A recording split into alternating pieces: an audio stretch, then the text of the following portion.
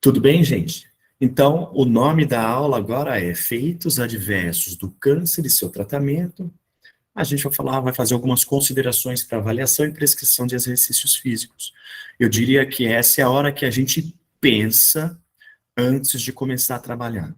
É exatamente o momento de reflexão sobre o que é que a gente tem que avaliar, o que é que a gente tem que saber antes da gente começar a trabalhar com essas pessoas. Tudo bem?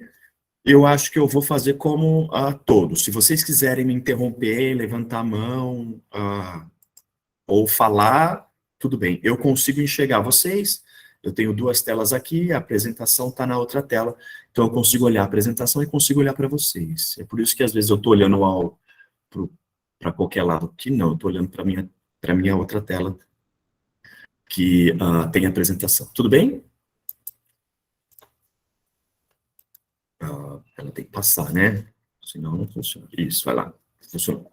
Então, eu dividi a aula em duas partes. Primeiro a gente vai falar sobre quais são as pessoas que a gente vai trabalhar. Tá? Então, eu chamei de Conhecendo a Pessoa com Câncer e Sobrevivente.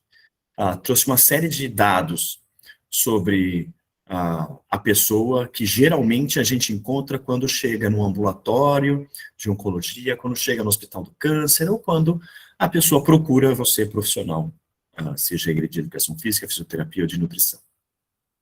E depois a gente vai falar um pouco sobre os procedimentos, as fases, os efeitos adversos, os fatores de risco da pessoa com câncer e sobreviventes. Então a gente vai também falar sobre todas as variáveis que envolvem esse processo. A professora Daniela já deu como se diz, uma introdução, né? Vocês viram que tem muita coisa que influencia, muita variável. Isso vai influenciar muito na tomada de decisão. Algumas coisas a gente consegue controlar, outras coisas a gente não consegue controlar. Algumas coisas a gente consegue avaliar, outras a gente não consegue avaliar. Tem, inclusive, muitas coisas que a gente poderia avaliar, mas não avalia. Eu acho que essa é a hora da gente refletir sobre isso e de vocês pensarem sobre o que vão fazer. Tudo bem? Então, a primeira coisa que eu queria mostrar para vocês. Todo mundo que vai dar aula de câncer começa com um slide parecido com esse. Eu vou mostrar para vocês dois slides, mas que vocês vão refletir sobre outro aspecto da doença, e não o número de casos e a mortalidade, e sim sobre a sobrevivência, sobre qual é o número de pessoas que estão sobrevivendo a tudo isso. Então, o primeiro dado que eu trago para vocês, aliás, é uma recomendação de um artigo que saiu o ano passado, e que é excelente. Anotem aí para vocês lerem. Fala sobre a incidência global de câncer, sobre um aspecto super legal, porque ele faz uma comparação entre os dados de 2020, ou até 2020, e uma prospecção até 2070. Então, o primeiro dado do artigo que eu acho super interessante para vocês conhecerem é esse gráfico aqui, ó, para a gente começar a entender. O que eles fizeram? Dividiram o planeta inteiro em 4 diferentes tipos de país, desde aqueles que têm baixo IDH, acho que vocês sabem o que é IDH, é um índice de desenvolvimento humano que mede quantos países medem desde dinheiro, né, desde quanto eles têm de dinheiro até quanto de serviço, de saúde ou capital social os países têm. Então, é o que a gente chamava antigamente de países desenvolvidos e subdesenvolvidos, ou depois em desenvolvimento, a gente chama de países com baixo IDH, médio IDH, alto IDH e muito alto IDH. E esse aqui, ó, no outro eixo, está o número de novos casos de câncer, incluindo todos, menos o melanoma que a professora Daniela falou. Então, ainda é importante a gente entender que a bolinha aberta são dados de 2018, então são esses dados aqui, ó.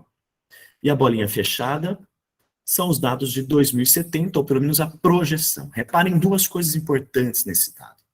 Primeiro, quanto mais aumenta o IDH, ou pelo menos nessas 3 faixas, aumenta muito a incidência de casos de câncer, não é isso? O câncer é uma doença de países de alto IDH, ou pelo menos eles já têm maior incidência porque já avançaram muito no estilo de vida. Países com alto IDH têm um estilo de vida mais sedentário, com alimentação menos saudável e assim por diante. Mas esse gráfico também mostra que os países em baixo DH e com médio DH estão no caminho dos países com alto DH. Então, reparem que a projeção de crescimento do número de casos de câncer nos países com baixo DH é de aumentar 400%. A medida aqui do médio é de 160%, e dos altos índices H é de 85%. E dos muito altos, é menor ainda, é de 53%. Então, o que isso quer dizer? Primeiro ponto importante, o número de casos de câncer vai aumentar em todos os países do planeta, ou pelo menos em todos os blocos de países do planeta, até 2070. Mas a velocidade em que isso vai aumentar é muito diferente. Quanto menor o IDH, maior a velocidade de aumento. Quanto maior o IDH, menor a velocidade de aumento. Mas isso quer dizer que ainda os países que mais sofrerão com a incidência dessa doença são os países de alto e muito alto IDH. Então, até 2070, a projeção é que, mesmo subindo 400%, ainda vai estar muito longe do número de casos de câncer dos países de alto IDH. Tudo bem? Então, a doença, o câncer, é uma doença principalmente de países de alto índice de desenvolvimento humano. É grande parte que responde o grande investimento das drogas antineoplásicas, porque o mercado é muito, mas muito grande. Tudo bem? E o segundo dado que é importante, se a gente olhar para os tipos, a professora Daniela trouxe dados atuais, de 2020, 2021, 2022. Reparem que em 2020, o câncer de mama e o câncer de próstata são os dois mais incidentes, seguido pelo câncer cólon retal e de pulmão, né? Eu troquei o pulmão pela próstata, então é mama, pulmão e próstata. Mas até 2030, 2045, entre 2030 e 2045, a estimativa é que o câncer cólon-retal ultrapasse os dois e vai ser o tipo de câncer mais incidente. E este é um problema, por quê? Por que esse é um problema? O câncer de mama e de próstata, apesar de serem muito incidentes, eles matam menos do que o câncer de cólon e de pulmão. Isso quer dizer que nos próximos anos o principal desafio vai ser começar a controlar ou a prevenção, né? A prevenção do câncer de cólon vai estar cada vez mais nas nossas vidas, assim como hoje é o exame para detecção do câncer de mama e do câncer de próstata. A professora Daniela falou, é exatamente o que eu tenho lido por aqui. A colonoscopia, provavelmente, em alguns anos, passa a ser um exame de rotina, assim como é recomendado para o homem fazer um exame de acompanhar a próstata, e assim como é para a mulher, um exame preventivo, fazer a mamografia. Tudo bem? Então, esse também é um dado super importante para vocês terem, porque os tipos de câncer são estes, mas eles vão mudar daqui para frente. Isso tem uma relação muito importante com o que a gente tem que entender ou tem que aprender hoje. Tudo bem? Porque isso aqui muda muito a nossa conduta, porque os efeitos adversos da doença e do tratamento são diferentes da mama, do pulmão e do cólon e assim por diante. E aqui, o dado que eu gostaria de mais chamar atenção, a gente não tem esse dado tão bonito como tem dos outros dois que eu mostrei, mas a Organização Mundial de Saúde começou a organizar esses dados. É possível levantar esses dados para alguns países de índice de desenvolvimento humano alto e muito alto, como é o da Dinamarca, por exemplo. Reparem, eu tirei esses dados do site da Organização Mundial de Saúde, do Globocan, que é o Observatório da Organização Mundial de Saúde para a doença, para o câncer, e ali a grande maioria dos países que já tem dados, e a grande maioria dos tipos de câncer que já tem dados mostram quase o mesmo comportamento. Isso quer dizer que a incidência da doença ainda é crescente, né? Como é um país de muito alto IDH, não é tão rápido assim, a curva não é tão inclinada como se fosse um país de médio ou baixo IDH. E a mortalidade tem diminuído nesses países. Isso quer dizer que, apesar da incidência estar ainda aumentando, e vai aumentar até 2070, vocês viram, acabei de mostrar, a mortalidade por vários tipos de câncer tem diminuído e diminuído muito. Isso quer dizer que, aqui em verde, o número de sobreviventes do câncer tem aumentado cada vez mais. Cada vez mais a gente vai conhecer pessoas que já tiveram câncer alguma vez na vida. E aí a gente vai resolver a primeira confusão. Na literatura científica, especialmente na língua inglesa, e a Sociedade Americana do Câncer diz que sobrevivente é toda e qualquer pessoa que já recebeu algum diagnóstico de câncer. Então, mesmo que ela recebeu o diagnóstico ontem e nem passou pela cirurgia ainda, este órgão e a maioria dos artigos científicos chamam essa pessoa de sobrevivente do câncer. Em língua portuguesa, se você conversar com alguns pacientes ou as principais associações brasileiras, ainda não tem isso bem definido, porque algumas pessoas não gostam de ser chamadas de sobreviventes, parece que ela está sobrevivendo e não vivendo, e é por isso que a gente ainda não tem uma boa forma de chamar as pessoas que já passaram pelo tratamento primário e continuam vivendo, mesmo já passando pelo câncer. Aqui a gente continua a chamar de sobreviventes, mas eu gosto de falar que são duas populações diferentes. Pessoas com câncer, aquelas que ainda estão tratando ou ainda estão passando pelo tratamento primário, seja ele a quimioterapia, a radioterapia, fizeram cirurgia recentemente, terapia-alvo, imunoterapia, como vocês viram na aula passada. Então, eu vou chamar essas pessoas de pessoas com câncer, e as pessoas que já estão em fase de acompanhamento, já terminaram o tratamento primário e já tiveram alta do oncologista e vão fazer só acompanhamento pelo oncologista clínico a cada 1 ano, a cada 3 anos, depende depende do tipo de câncer e depende do tempo, não é? Em geral, acompanha ano a ano até os 5 primeiros anos, se não houver recidiva ou nenhum fator de risco muito associado, depois de 5 anos, o retorno começa a ser mais espaçado. Então, a gente vai chamar essas pessoas de sobreviventes, tudo bem? Mesmo que ainda alguns dos sobreviventes não gostem que chamem eles de sobreviventes. Tudo bem, gente? Então, eu gosto de dividir entre essas duas pessoas, apesar da literatura científica, especialmente em língua inglesa, não dividir, ou a maioria deles não dividir. Então, reparem, os dados ainda não são tão globais como a gente gostaria, mas aqui existem dados principalmente de países desenvolvidos e dos Estados Unidos. Então, trouxe alguns dados para vocês. Em janeiro de 2022, estima-se que existam 18 milhões de sobreviventes do câncer nos Estados Unidos. Isso representa 5,4% da população americana. Ou seja, 5%, quase 5,5% da população daquele país já teve algum tipo de câncer e está viva. Tudo bem? O número de sobreviventes de câncer deve crescer para 26 milhões até 2040, faltou milhões ali, é quase 30%.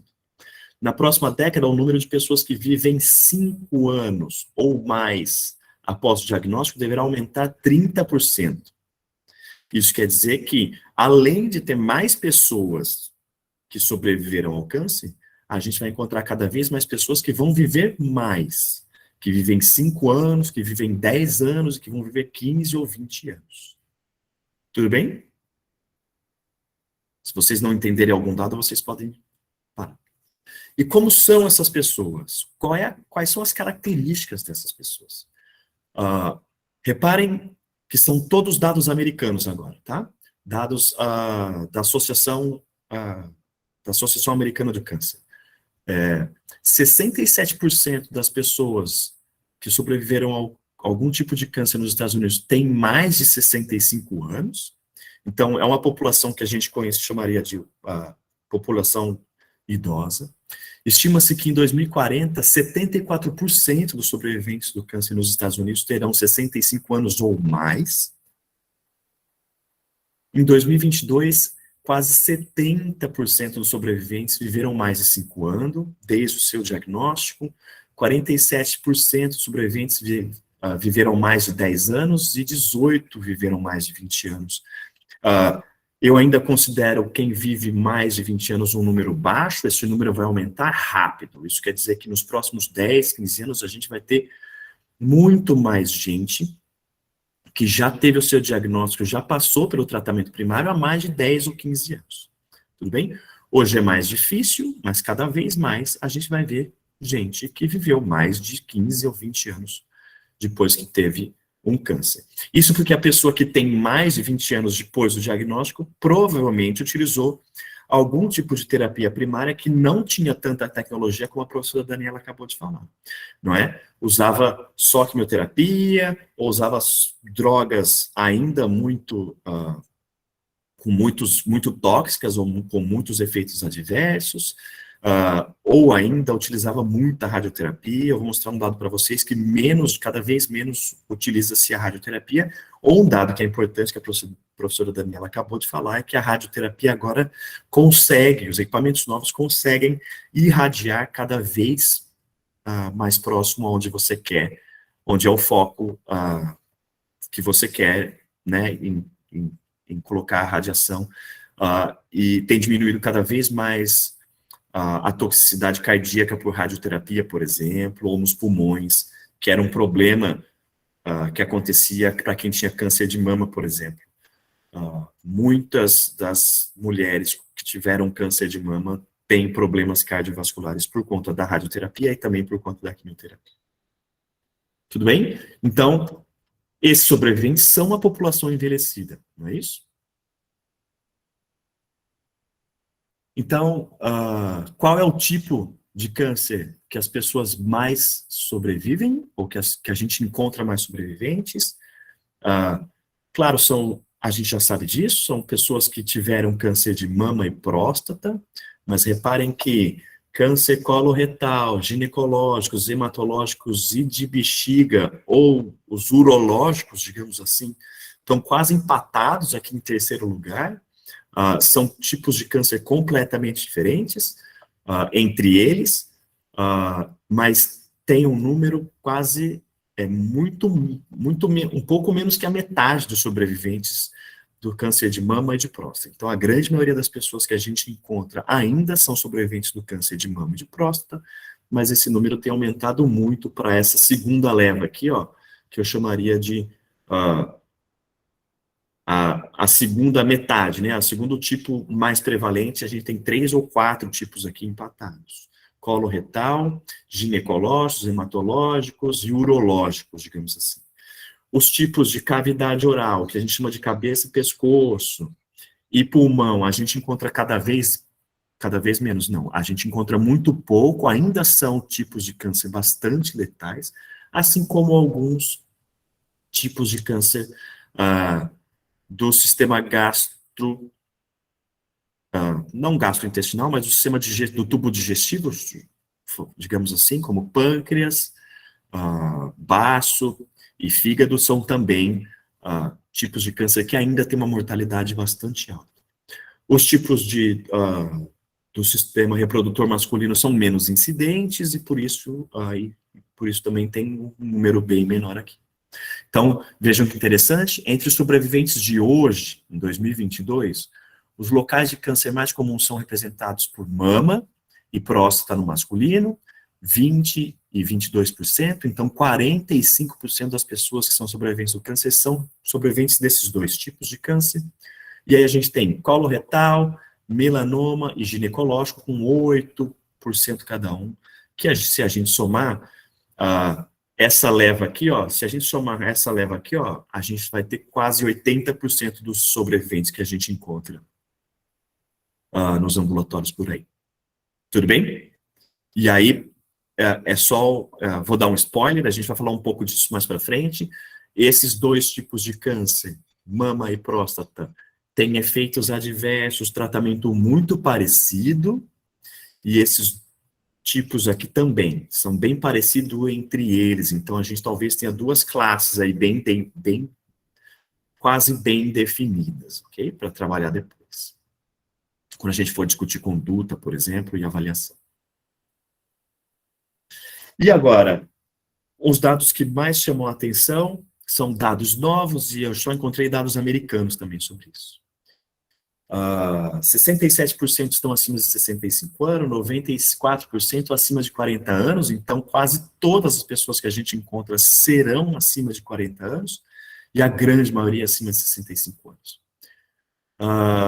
E aqui, se a gente somar, né, foi o que eu disse antes, se a gente sobrar sobreviventes de câncer de mama ou próstata, e os outros, tipo, 84% do que eu falei anteriormente são de mama, próstata, colo retal e ginecológicos, é a grande maioria das pessoas que a gente encontra. Apesar do pulmão ser muito incidente, lembra do segundo slide? Apesar do pulmão ser bastante incidente, ele ainda é muito letal, e é por isso que a estatística do câncer de pulmão ainda não aparece bastante. Mas olha que, reparem, esses dados, como eles são interessantes.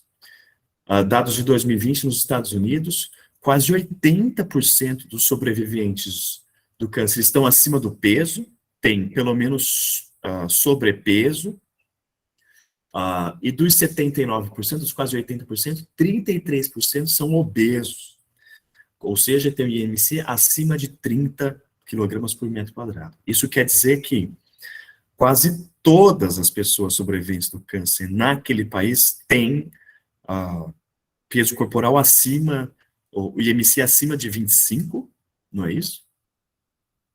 E são mais propensos a serem diagnosticados com diabetes, e aí é uma estatística de um artigo que traz a comparação de sobreviventes do câncer contra pessoas que não têm o câncer com a mesma idade. Então, 14% versus 9%, são mais propensos a ter dislipidemia, 50% versus 44%, hipertensão arterial, 60% versus 49%, em comparação com a população em geral. Isto quer dizer que, e outro dado importante, apenas 16% a 22% são fisicamente ativos, esse é um autor canadense, fez isso em 2018, 59% dos sobreviventes diminuíram a sua atividade física no pré para o pós-diagnóstico. Esse também é um estudo americano, mostrando que eles são pouco ativos, quando recebem o diagnóstico, diminuem o seu nível de atividade física e provavelmente farão muito pouca atividade física durante o tratamento oncológico. Tudo bem? Então, a primeira mensagem que eu traria da aula de hoje, eu chamo isso de mensagem para casa 1, para vocês pensarem nisso, muito. E eu trouxe ainda uma bandeira amarela. Uma bandeira amarela é uma bandeira de alerta, tá? Primeira pergunta que eu faço para vocês é, vocês conhecem, ou você conhece a pessoa com quem você vai trabalhar? Qual é o perfil da pessoa que já teve câncer? Pelo que a gente está vendo aqui, são pessoas com alguma idade, a grande maioria tem mais de 40 anos, a maioria tem mais de 60 anos. A grande maioria, pelo menos nos Estados Unidos, a gente sabe que aquele é o país mais gordo do mundo, mas a gente não está muito atrás dos Estados Unidos, no quesito obesidade, não é isso? Está atrás em outros pontos, mas nesse quesito a gente não está tão atrás assim. Eu não acho que a nossa realidade é diferente aqui. Talvez os números sejam um pouco menores, não é? Mas sim, é provável que mais de 50% das pessoas sobreviventes do câncer no Brasil estejam acima do peso, já que mais de 50% da população brasileira está acima do peso. E, além disso, ela está mais propensa a ter outras doenças crônicas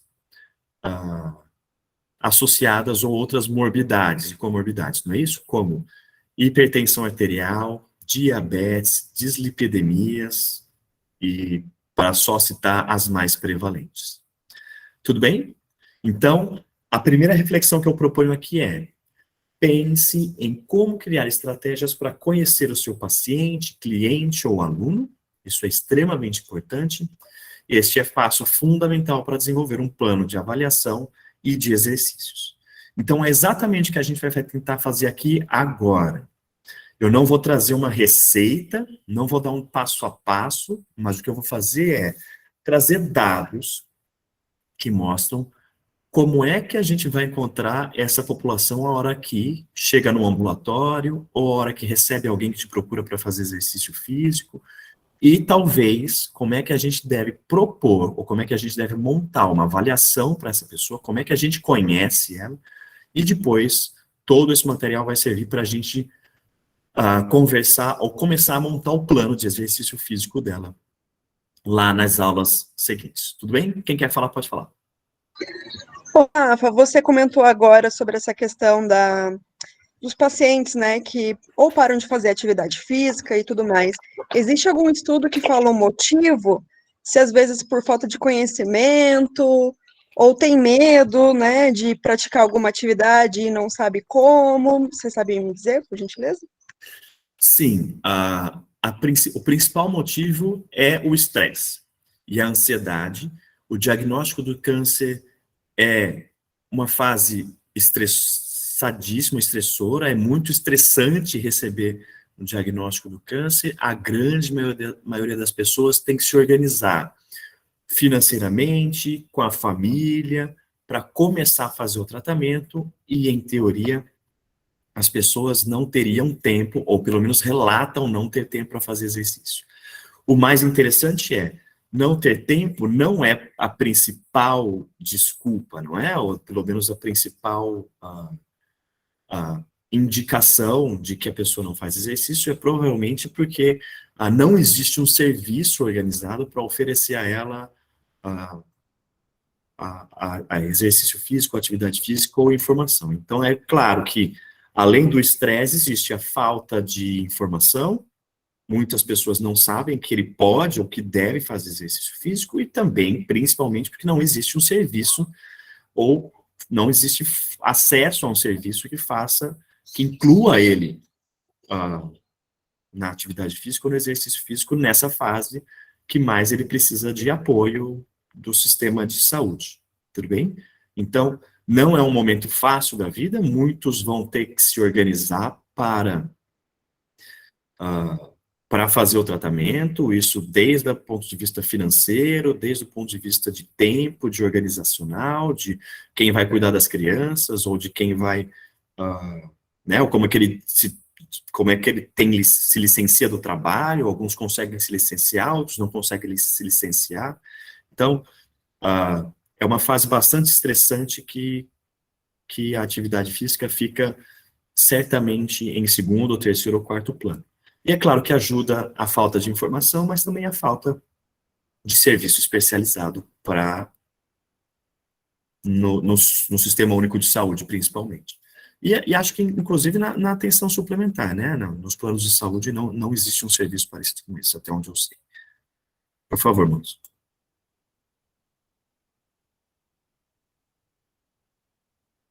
Seu microfone está desligado, Maurício, a gente não consegue escutar. Oi, Rafael, tudo bem? Obrigado aí pela aula. Existe algum estudo que estabelece um corte ali no momento do diagnóstico, onde onde os pacientes que eram sedentários, eles aumentam o seu nível de atividade física e, por conseguinte, eles aumentam também a sobrevida ou a diminuição da possibilidade de recidiva da doença? Sim, existem trabalhos assim, mas a gente vai falar disso só na próxima aula, tá, Maurício? Existe uma aula só sobre exercício físico antes do tratamento primário, tudo bem? Que, aliás, o professor Henrique que vem falar com a gente. Existe, sim, dados mostrando que, inclusive, pessoas que fazem exercício ou permanecem ou começam a ficar fisicamente ativos antes de ir para uma cirurgia, por exemplo, tem menos complicações cirúrgicas, tem menos tempo de hospitalização e se recupera mais rápido, por exemplo, de uma cirurgia oncológica. Tudo bem? Obrigado. Tudo bem, gente? Alguém mais quer perguntar alguma coisa? Então, essa é a primeira dica, ou a primeira mensagem que eu queria transmitir para vocês. Opa, tem que clicar aqui, senão não vai passar. Isso. E aí, então, a gente vai dividir as características e os efeitos adversos do tratamento nas fases em que a gente aplica, em que os autores dividem o tratamento primário e também a prescrição de atividade física e exercício físico, tudo bem? Ou pelo menos o incentivo à atividade física e a prescrição de exercício físico. Então, esse é um organograma que foi adaptado, que eu adaptei desses dois autores, e eles dizem que as fases do contínuo do câncer são divididas basicamente em duas, em pré-diagnóstico e pós-diagnóstico. Então, é o diagnóstico que faz você entrar nesta segunda fase, não é? Antes de você ter um diagnóstico, você não é um paciente, um sobrevivente do câncer. Então, é importante entender, a gente vai falar, tem aula só sobre isso também, que o exercício físico, a atividade física, antes do diagnóstico, tem o objetivo de prevenir o câncer, e existem bons dados. Essa talvez seja a fase mais avançada da área de exercício físico e oncologia, bons dados mostrando que o exercício previne o câncer, mas a partir do momento que você tem um diagnóstico, a gente pode dividir a fase pós-diagnóstico em duas: tratamento e sobrevivência, é assim como eu dividi para vocês, como eu expliquei no começo da aula, e essas fases ainda podem ser ou subdivididas, como, por exemplo, tratamento, pré-tratamento, antes da cirurgia, antes da quimioterapia, antes da radioterapia, ou do tratamento neoadjuvante, e durante o tratamento, seja ele qual for, e a fase de sobrevivência, que a gente chama de pós-tratamento, é um período de 6 meses a 1 ano, depende do tipo, que a pessoa ainda faz exames, tem muita coisa ainda para resolver, e a fase de acompanhamento, que essa fase vai durar desde o final dessa fase aqui até o fim da sua vida. Que aí o exercício começa, ou a atividade física começa a ter, de novo, um caráter preventivo, já que ele não mais vai combater os efeitos colaterais associados a esse tipo de a doença, ou tratamento, ou pós-tratamento, e à medida que ele faz atividade física, a gente começa de novo a ter um efeito primário do exercício, como prevenção. Tudo bem? Ou para ter um novo tipo de câncer, ou para ter uma recidiva, e assim por diante. Também existem bons trabalhos mostrando que pessoas nesta fase que são fisicamente ativos têm menor chance de recidiva, menor chance de ter outro tipo de câncer. E, para complicar um pouco mais, eu só vou mostrar para vocês, a gente não vai falar sobre isso, entre o diagnóstico e o pré-tratamento pode ser pessoas que podem entrar num estado de vigilância, porque ainda não sabem o tipo, não sabem a gravidade, quando o tumor ou o tipo de câncer é muito raro, as pessoas não entram no protocolo de tratamento rápido, é o que a gente chama de vigilância.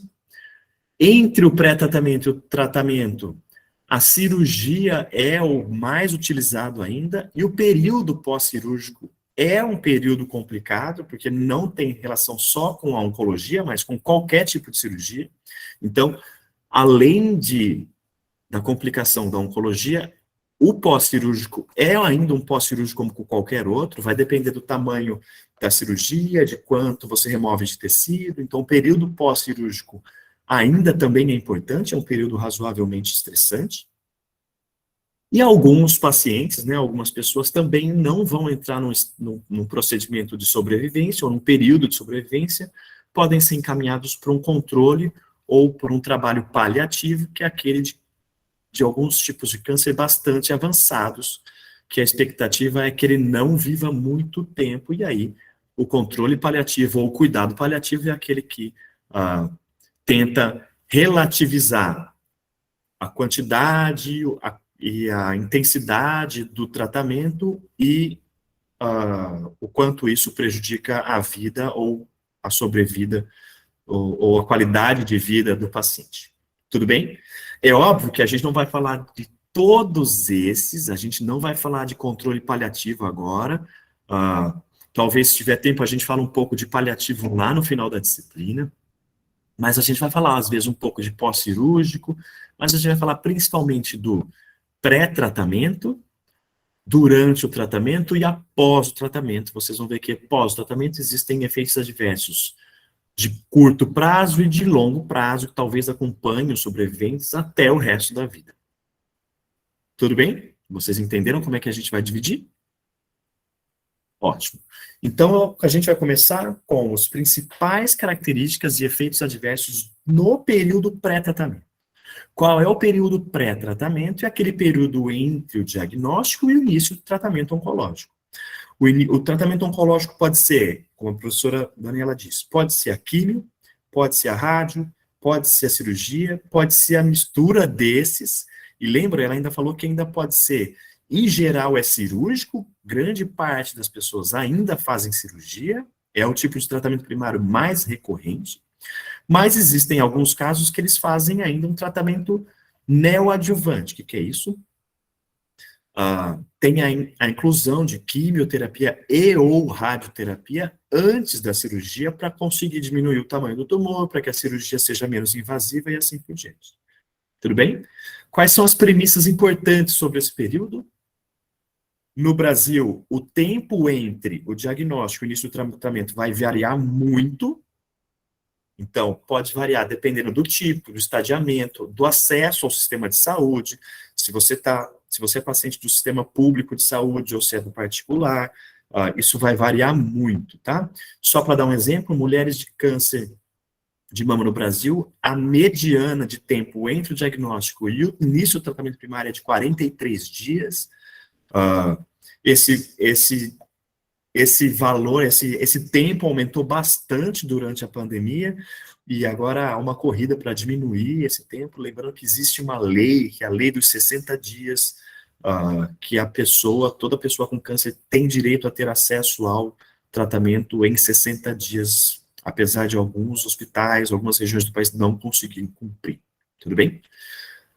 Nesse período, pode haver ou não terapia neoadjuvante, que é aquela que acontece antes da cirurgia ou antes do principal tratamento, e aí o período pode encurtar um pouco.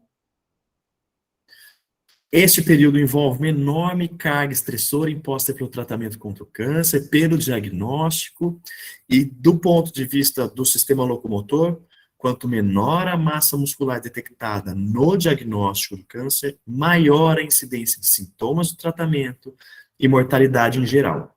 Tudo bem?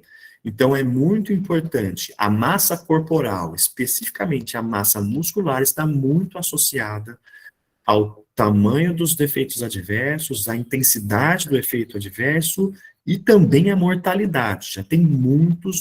Existem alguns bons trabalhos mostrando que quanto menos massa muscular a pessoa tem no diagnóstico, maior a chance dela não ter sucesso durante o tratamento. Não conseguir completar todo o esquema de quimioterapia prescrito, e ter que interromper, e esse é um problema, não ter mais complicações durante a cirurgia, e morrer mais, por exemplo. Tudo bem? E esse dado é super importante para a hora que a gente falar sobre exercício físico antes da cirurgia ou antes do tratamento primário, tudo bem? Quais são as principais características, quais são os principais efeitos adversos nesse período? Estresse, ansiedade e sintomas depressivos. Quase todas as pessoas sentem algum tipo de estresse, ansiedade ou um conjunto de sintomas depressivos. Existem vários trabalhos demonstrando isso. E alguns tipos de câncer específicos causam perda de peso e massa muscular. Não são todos, vou dar alguns exemplos. O câncer de mama, o câncer de próstata, a incidência de perda de massa muscular é baixa por dois motivos. Primeiro, são os tipos de câncer que a gente consegue diagnosticar com maior antecedência, porque são os que têm a maior campanha, porque são os que têm, já estão bem organizados contra o controle primário, não é isso? Então, as pessoas chegam num estadio menor. E por isso sofrem menos com a perda de peso e com a perda de massa muscular. Já os tipos de tumor que acometem os tubos digestivos, desde a boca, desde o estômago, esôfago, fígado, pâncreas, cólon, íleo e reto, causam muita perda de massa muscular e de peso corporal, por vários motivos, tanto pelos tumores em si, os tumores de cólon e de íleo podem causar distúrbios, por exemplo, na absorção de nutrientes, assim como no esôfago, no estômago, por exemplo, mas também durante o tratamento, ou pouco antes do tratamento, se o tipo de tumor é avançado, e é muito difícil de detectar um tumor do tubo digestivo, a não ser que você faça um exame de colonoscopia, ou um exame de imagem, à medida que os exames de imagem são feitos, a grande maioria dos tumores desse tipo já estão avançados, já estão em estágio 3 ou 4. Então, esse tipo de tumor acomete bastante o sistema locomotor, digamos assim, principalmente a massa muscular, e também a gente encontra muita perda de peso. Tudo bem? Vou dar um exemplo para vocês, um trabalho que a gente desenvolve no Hospital do Câncer de Londrina. A incidência de caquexia, que é perda de peso corporal, está quase em 55% em pacientes de tumor do câncer, de tumor de tubo digestivo em geral. A gente tem muito paciente de cólon e reto, mas também alguns de esôfago, estômago, faringe. Quase metade deles perderam algum peso antes de ir para a cirurgia. Tudo bem? Para falar a verdade, quase metade, mais da metade deles perderam 5% do peso corporal antes de ir para a cirurgia. E importante, eu já disse um pouco disso, mas a gente vai reforçar, o diagnóstico do câncer causa significativa redução nos níveis de atividade física, especialmente devido ao estresse psicológico, imposto pelo diagnóstico e a necessidade de reestruturação da rotina, das finanças, enquanto a pessoa se prepara para o tratamento. Então, esse aumento da inatividade física promove a diminuição da capacidade física e da massa muscular, que são importantes preditores da mortalidade e dos efeitos adversos do tratamento. Então, é muito importante detectar na avaliação perda de peso corporal e perda de massa muscular. Quanto antes a gente detectar isso, mais fácil da gente se organizar para a prescrição do exercício físico. Ou mais fácil de focar a prescrição do exercício físico, especialmente na população que perde muita massa muscular. Tudo bem? É por isso que eu vou abrir um parênteses para esses dois sintomas, para esses dois efeitos adversos. Primeiro, a caquexia e depois a sarcopenia, tá? Vocês sabem o que é caquexia? A caquexia é uma síndrome multicausal, complexa e associada a vários tipos de doença, mas também associada ao câncer. Então, apesar da caquexia ter sido detectada há muitos anos, há mais de 100 anos, só em 2011 a gente teve uma definição específica e organizada da caquexia do câncer, e é desse autor aqui, de 2011, desse escocês, que diz que a caquexia é caracterizada pela perda muscular involuntária progressiva, que pode ou não resultar na perda de tecido adiposo, então é perder massa muscular, perder peso corporal com ou sem perda de tecido adiposo, em um curto período de tempo. E ele fala 6 meses. E que não pode ser revertida pela terapia nutricional, convencional ou outro tipo de terapia. Então a caquexia ainda não tem cura e ainda não tem droga liberada ou aprovada pelo FDA, que é o órgão americano, ou pela Anvisa, para o tratamento específico. Tudo bem? A caquexia, em média, pode acometer 30% dos pacientes com câncer, mas dependendo do tipo de câncer, pode chegar a 60%, como eu dei um exemplo anteriormente.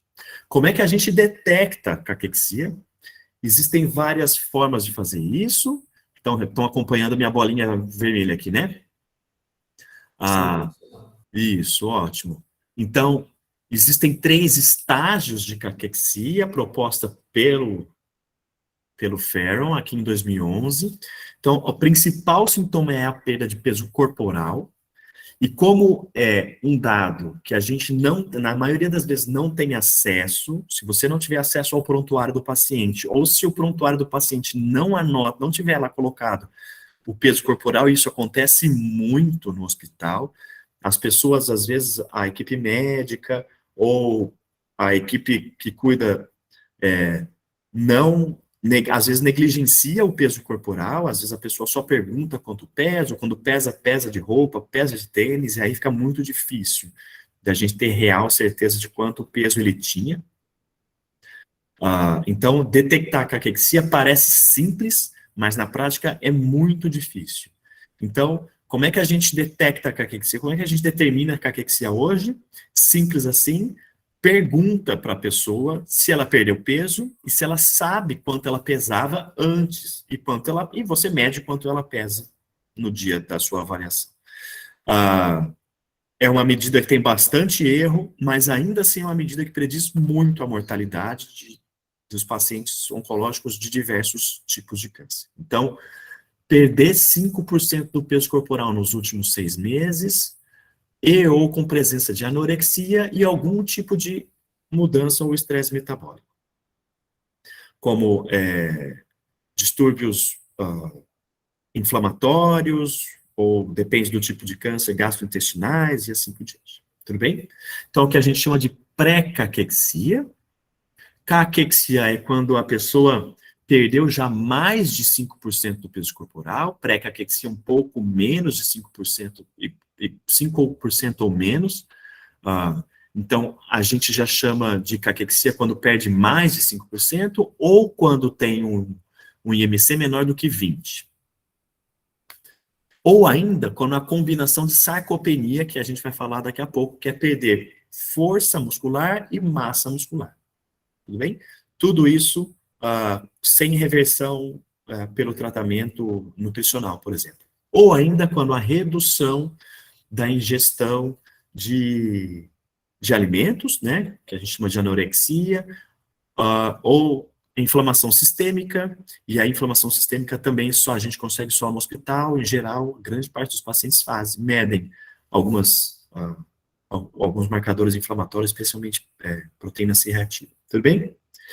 E o terceiro estado é a caquexia refratária, que varia muito a quantidade de peso corporal, mas em geral, quando o processo catabólico está bastante avançado e é muito difícil da pessoa retornar dessa fase da caquexia refratária para as outras fases. Isso quer dizer que a grande maioria das pessoas que têm caquexia refratária vão morrer em alguns meses. Então, o que é importante para a gente é detectar o quanto antes se a pessoa tem ou não tem caquexia para poder incluir essa pessoa num sistema de prevenção da continuidade da caquexia, já que não há nenhuma cura para isso, ou não há nenhuma droga para isso.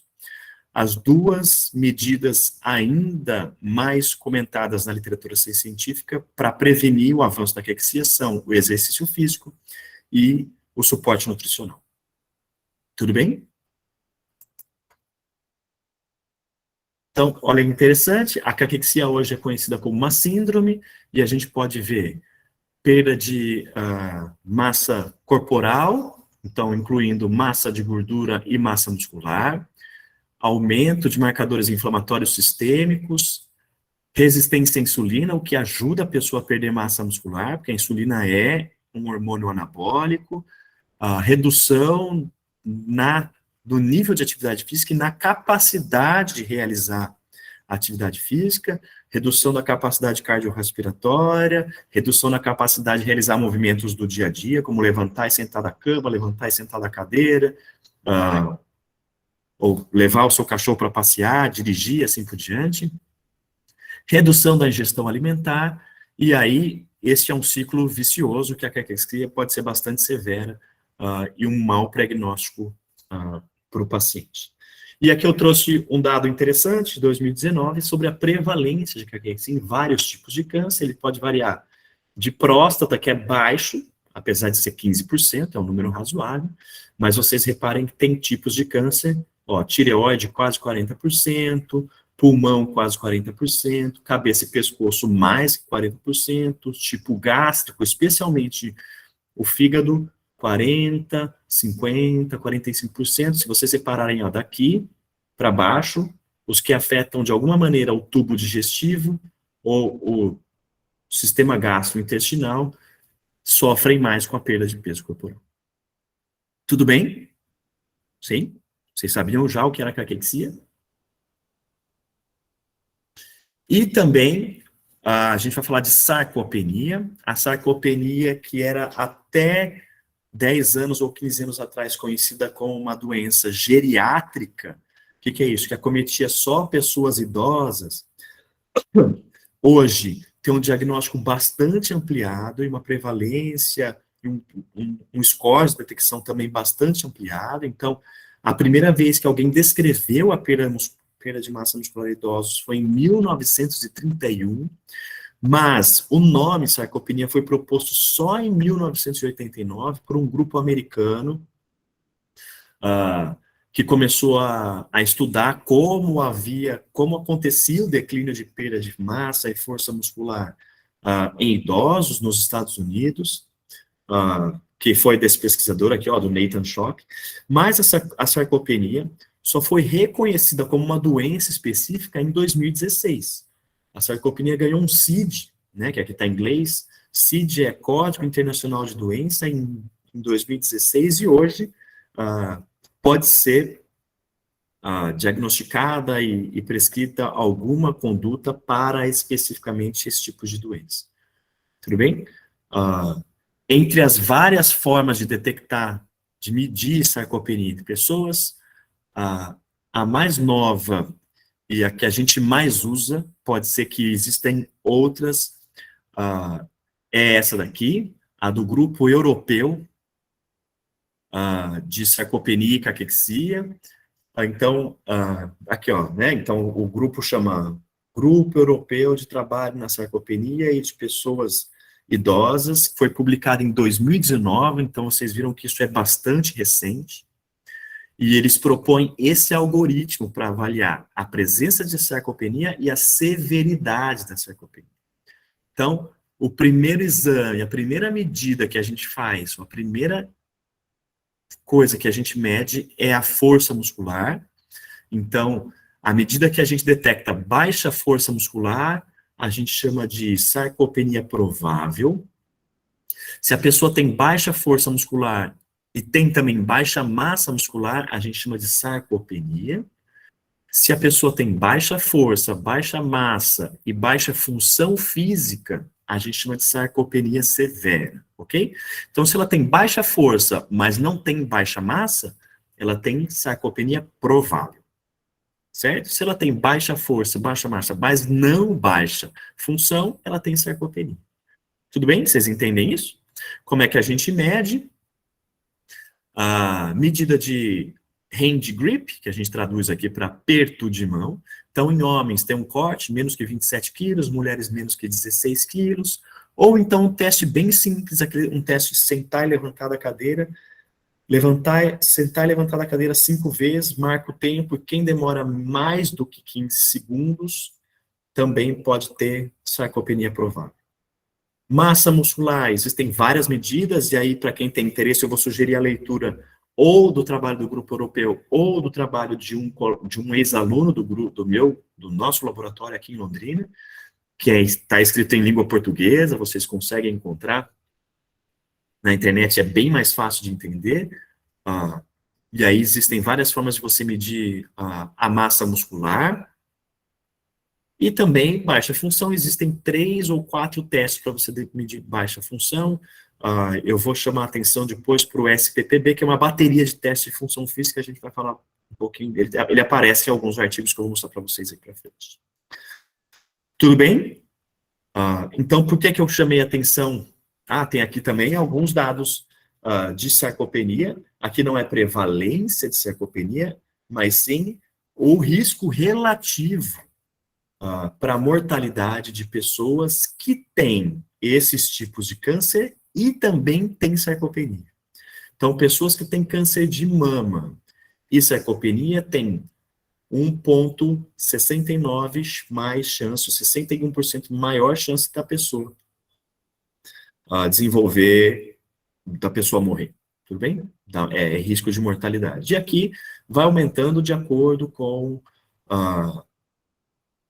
os tipos de câncer e assim por diante. Reparem que esse aqui é uma revisão sistemática, esse é o número de estudos, né? Existem muitos estudos para o câncer gastrointestinal, e aqui ele mistura tudo, né? O cólon, o íleo, o reto, que talvez não seja uma boa ideia. E aqui, fígado e ducto biliar, que aumenta muito, né?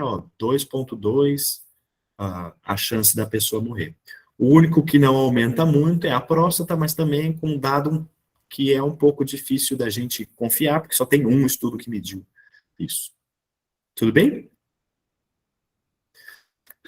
Quem quer perguntar? Jason, por favor.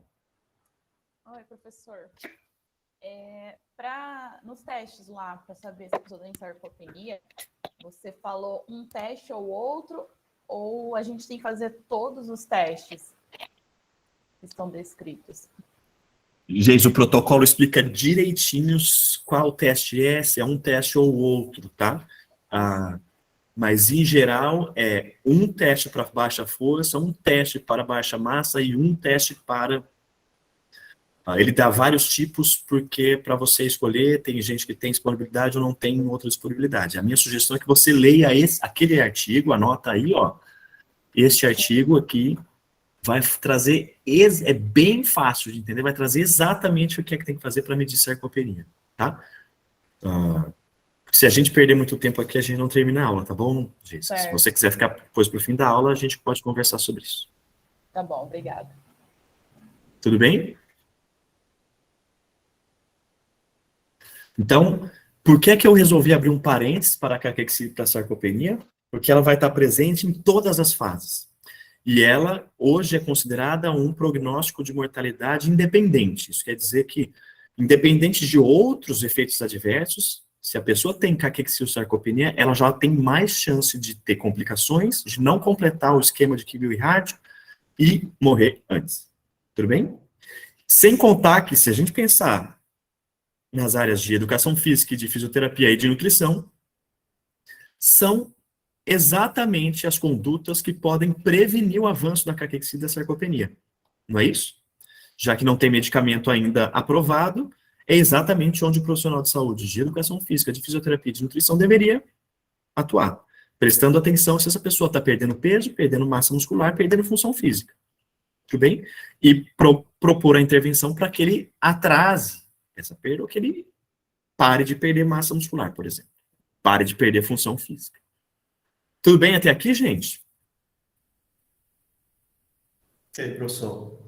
Ótimo. Então, a gente vai avançar para as principais características de efeitos adversos no tratamento do câncer, durante o tratamento. Então, a pessoa foi diagnosticada, já passou o tempo que ela teve que se organizar, fez alguns exames complementares, a conduta foi definida e agora ela vai começar o tratamento primário. Então, quais são as premissas importantes dessa fase? São muitos os tipos de tratamento, que variam muito de acordo com o tipo de câncer, avanço da doença, local do tumor, presença ou não de metástase, acesso ao sistema de saúde, tempo e dose do tratamento, além da combinação de todos esses. Pode ser que tenha gente que tenha metástase, que tenha pouco acesso ao sistema de saúde e que tenha um tumor avançado. Pode ter gente que tem tumor, um tumor em estágio inicial, mas tem acesso ao sistema de saúde só no SUS, numa região carente, por exemplo. Então, tudo isso vai influenciar os efeitos adversos e a conduta, tudo bem? O tratamento de primeira linha do câncer, em geral, é a cirurgia. Vou mostrar um dado para vocês, um dado nacional, mostrando que a grande maioria das pessoas ainda fazem cirurgia, vão fazer cirurgia.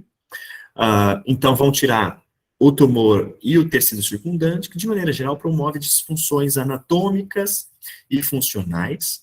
Hoje, bem menos, mas antigamente, há algum tempo atrás, se vocês pegarem casos mais antigos, pessoas que fizeram cirurgia lá em 2000, 2005, até na década de 90, as pessoas retiravam uma margem muito grande, a terapia neoadjuvante ainda não era tão avançada, isso quer dizer que pessoas podiam ter até... É possível encontrar pessoas que tiveram retirada de parte do tecido muscular e que aí vão ter alguma disfunção física, porque tem aquela parte do tecido comprometida. Tudo bem? Hoje acontece menos, mas ainda acontece. Opa, tem um errado aqui. Os efeitos adversos agudos do tratamento neoadjuvante e adjuvante causam náuseas, diarreia, a professora Daniela acabou de falar isso, né? Função imune reduzida, fadiga, indisposição. Então, isso é geral. Quase todas as pessoas que vão para químio e para rádio vão ter náusea, vão ter vômito, vão ter algum tipo de anemia ou diminuição de função imune com células da fração branca diminuída, fadiga e indisposição. E essa é a principal barreira para a prática de atividade física nesse período, ok? Então, eles colaboram de forma considerável para o sedentarismo ou para baixa adesão e para baixo nível de atividade física nesse período.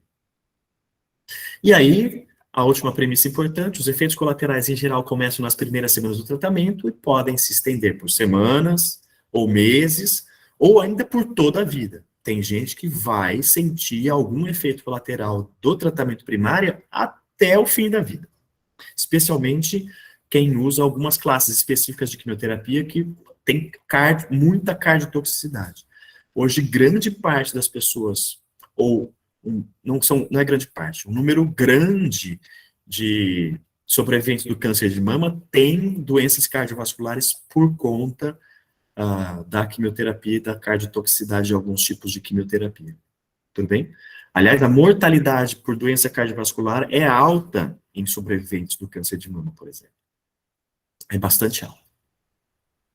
Então, olha lá, o que eu falei para vocês, trouxe um dado aqui, ó, desse artigo do painel Oncologia 2013-2020 no Brasil, que fala que 55% dos pacientes no consórcio de informação fazem quimioterapia, 20%, bem menos fazem radioterapia. Pouca gente aqui nesse consórcio fez químio mais rádio, e muita gente fez... não, tá aqui, desculpa. Tá aqui a porcentagem, ó, 80% das pessoas fazem. É que eu não tenho aqui a informação, né, mas a porcentagem aqui está dividido por outra coisa. Então, é 50% químio, 30% rádio, 37% químio mais rádio e 80%, quase 81% fazem cirurgia, o que é bastante gente. Ok? E aí, eu sei que tem muita informação aqui, mas a gente vai falar rapidinho sobre os efeitos adversos da cirurgia, da radioterapia, da quimioterapia e alguma coisa da imuno ou da terapia-alvo. Então, a gente dividiu por tratamento primário. Então, a cirurgia oncológica é o tratamento mais utilizado entre os pacientes oncológicos.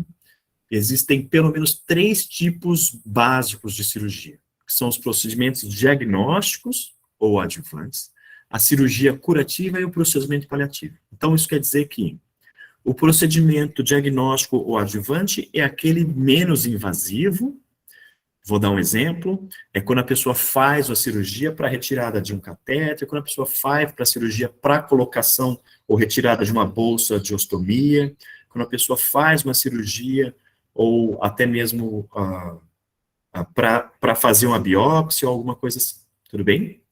A cirurgia curativa é a grande maioria do tipo de cirurgia que a gente encontra, é aquela que vai direto ao tumor, já tem o diagnóstico, já sabe onde está o tumor, já sabe o tamanho, vai lá para fazer a retirada do tumor e da margem.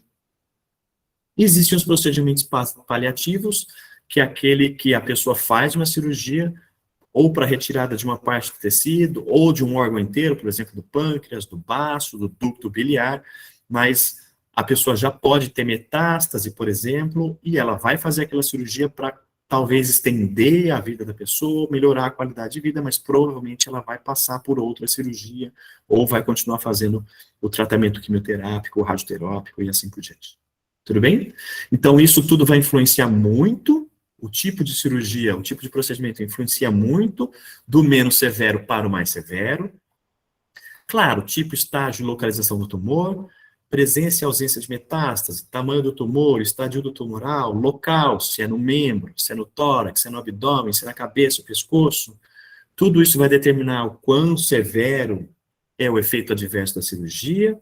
Por exemplo, se for em membros, em geral é menos, em geral. Os sarcomas de tecido mole, em geral, são menos, tem menos efeitos adversos se é uma cirurgia no tórax ou no abdômen, por exemplo, na cabeça e no pescoço. Abrangência do procedimento, tamanho da incisão, quantidade de tecidos removidos, órgãos ressecados, é aquele que a pessoa, ressecção é quando a pessoa tira um pedaço do tecido, tira um pedaço do fígado, tira um pedaço do pâncreas, tira um pedaço do cólon, tira, né? Tem gente que tira meio metro de cólon. Irritação e dano aos tecidos adjacentes, tipo e tempo de anestesia, tudo isso vai influenciar muito na severidade dos efeitos adversos causados pela cirurgia, e o estado inicial de saúde, que é exatamente onde a gente tem mais influência. A gente tem pouquíssima influência sobre esses 3 primeiros, mas pode ter muita influência sobre o quarto. Presença de morbidades, fragilidade e capacidade ou incapacidade física inicial, e dependência ou independência. Se a pessoa tem mais morbidades, mais fragilidade, menos independência, provavelmente ela vai ter mais efeitos adversos. Se ela tem mais massa muscular, menos fragilidade, menos incapacidade física, vai ter menos efeitos adversos. Tudo bem? Vocês conseguem entender isso? Outra coisa, pessoal, a gente separa de forma didática, mas às vezes na vida real, na clínica, isso não dá para separar. Tudo bem? A gente pode ter uma cirurgia curativa que a pessoa tenha incapacidade física e a retirada do tumor é na cabeça e pescoço.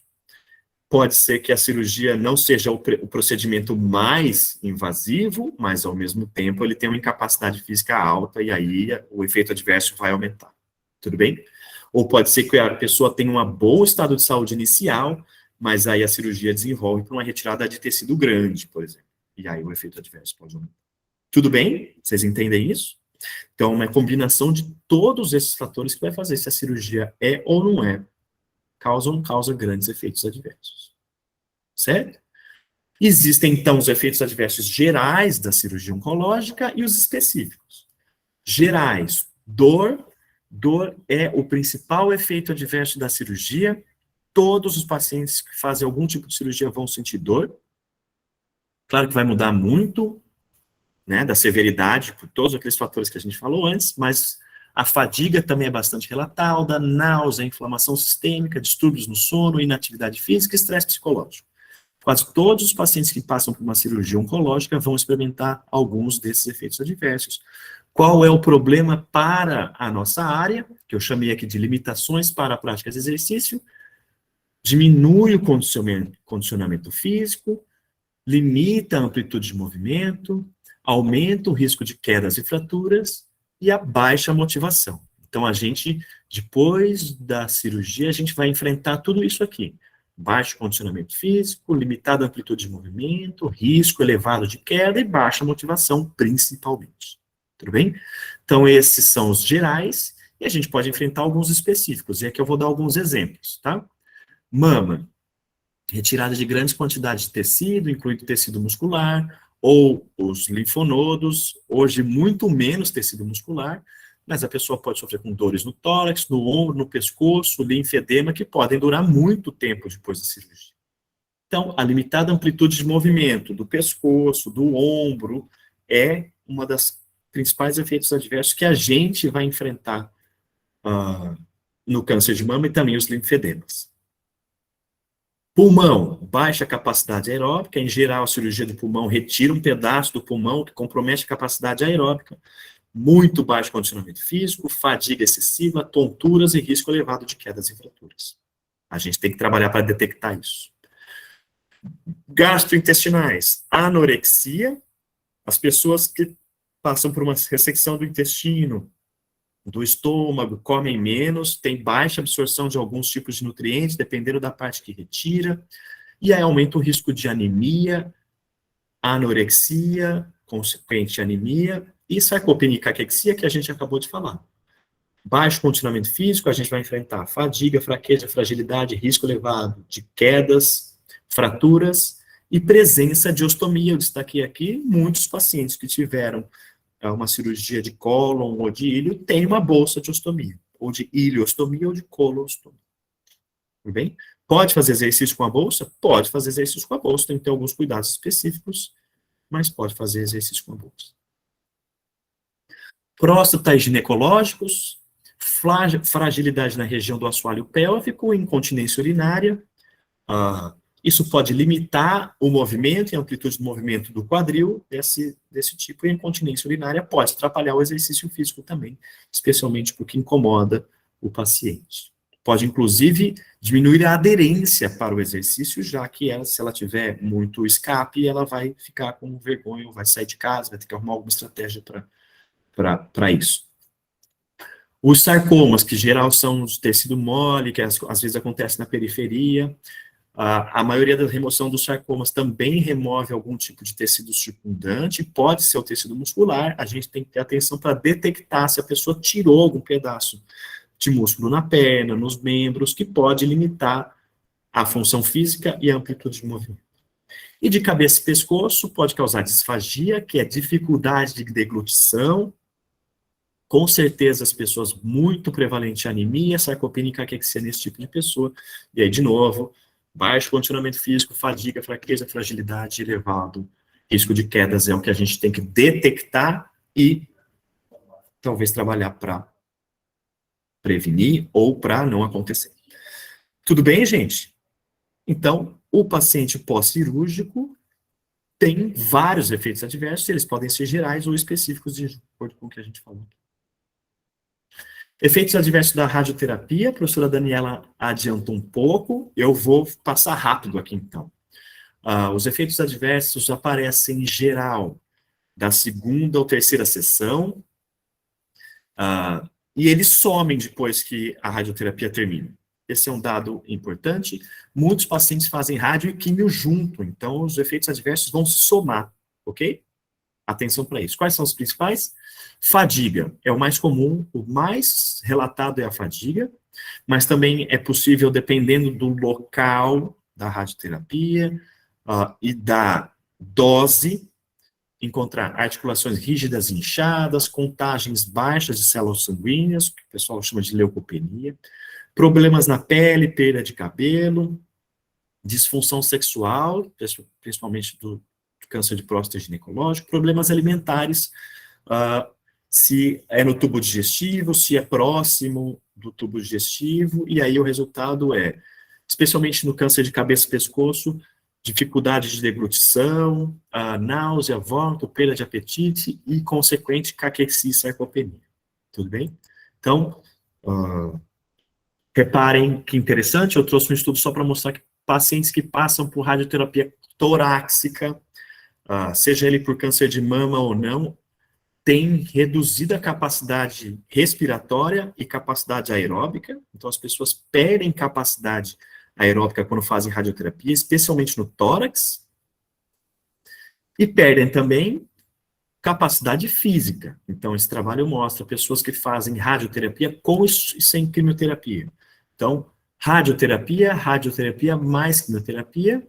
Reparem que um índice de fragilidade antes do tratamento era de 10%, né, aqui, ó, antes do tratamento, e virou 41% depois do tratamento. E as pessoas que fazem só rádio era de 20%, e foi para 65% depois do tratamento. Ou seja, a pessoa perde capacidade física, perde capacidade de aeróbica e muitas delas perdem independência, ok? E esse aqui, ó, lembra é uma bateria de teste que eu falei para vocês lá que determina a sarcopenia, que é o SPPB, que mede capacidade de deslocamento, capacidade de levantar e sentar da cadeira, equilíbrio, e ele dá uma pontuação geral. Reparem que as pessoas que fazem quimioterapia mais rádio e só fazem rádio perdem função física. Diminui a capacidade de locomoção, não é significativo, mas diminui aqui perde um pouco de equilíbrio, perde um pouco de capacidade de sentar e levantar da cadeira, e, em geral, perdem capacidade física, função física. Tudo bem?